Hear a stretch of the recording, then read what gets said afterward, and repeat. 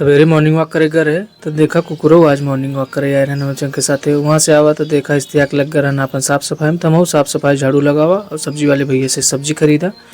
सब्जी खरीदे के बाद देखा कि आ गया रहा चावल हमारा राइस मिल से, और शेरू अपने बच्चन के दूध पिलावत रही, और मिट्टू के खियाई दिया अंगूर। मिट्टू अंगूर खात रहन।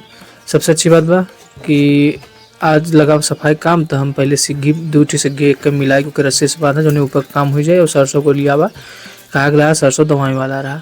ठेसर आएगा दौड़िया चालू हो गया सरसों दबावा। हम भैया सरसों रोपा, पापा सरसों लगाए, और सामने की दीवार हो गया पूरा पेंट कंप्लीट।